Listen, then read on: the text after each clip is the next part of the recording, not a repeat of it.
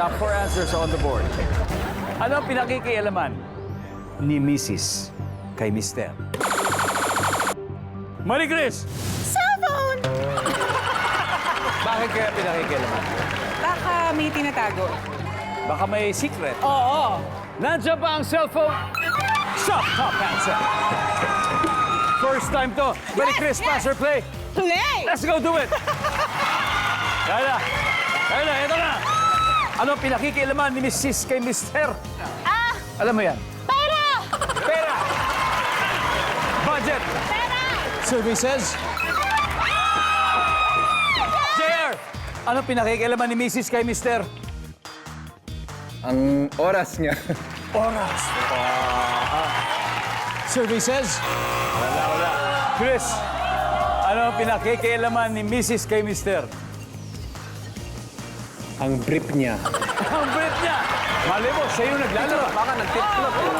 Siya yung nag-flop. Baka may lipstick. May lipstick. Oo, siya yung nag-aayos, di ba? Ang brief ni Mr. Wala.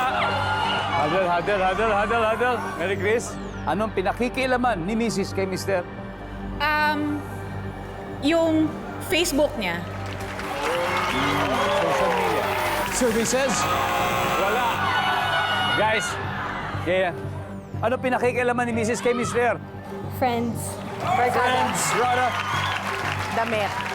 Damit or Plano sa buhay. plano sa buhay. And finally, for the win, Jason, anong pinakikialaman ni Mrs. kay Mr. for the win? Doon ako sa damit. Damit. Wala naman sinusuot. Okay, for the win, survey says...